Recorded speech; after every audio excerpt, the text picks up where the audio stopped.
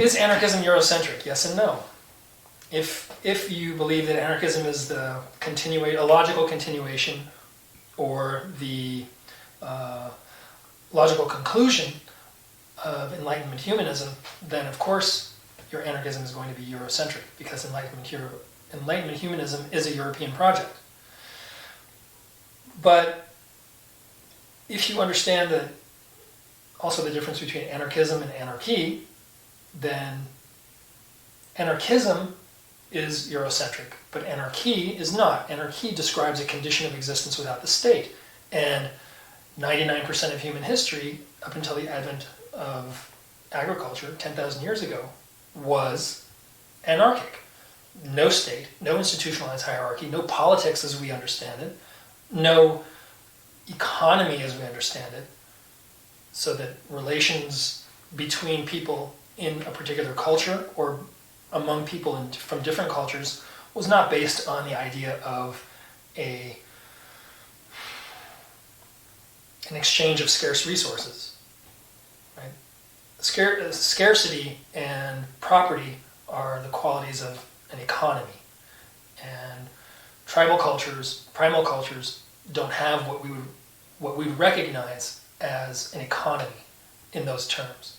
They certainly have interactions and exchanges of goods and services, but it makes no sense to call that an economy unless you're an enlightened humanist from Europe and you seek to impose your definitional categories on other people, which is part of the Enlightenment project, is to expand and make everyone like you. So if we recognize that 99% of human history was anarchic, and that 99% of human history was also in Europe, but mostly outside of Europe, then we have to understand that the absence of a state, the absence of institutionalized coercive formations, the absence of a capitalist kind of economy based on profit and exchange, that those recognizable cultural characteristics that are what I would consider to be everyone's legacy as human beings, those things are not European. Imposing European categories on them is part of a Eurocentric project. But if we look at human culture on its own terms, and unfortunately most of those terms get filtered through European anthropologists writing ethnographies, but if those ethnographers are honest, they will recognize that institutionalized hierarchies, politics, don't exist.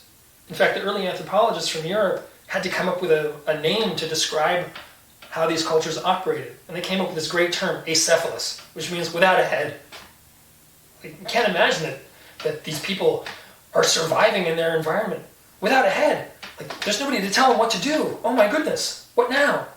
Well, that's been the anarchist argument all along, which is that people left to their own devices will find ways of surviving in their environment and find ways of cooperating with each other in ways that maximize their survival. If 99% of human history has been, and I shouldn't say if, I should say since 99% of human history has been without the state, I would say that's a very effective survival strategy for our species. It's the perfect adaptation for us, and for us, and living in and of our natural environment. So that's the argument. That's all the proof that I need for why anarchism or anarchy is a viable future for humanity. Because it's been that way for thousands of years. Successfully. Sure, we're talking about a non-mass scale culture. But what's so great about mass culture? What is it giving us besides overpopulation? Which is not to say that I'm in favor of a mass die-off. Nobody's in favor of that. Well, some people are, but they're usually not anarchists.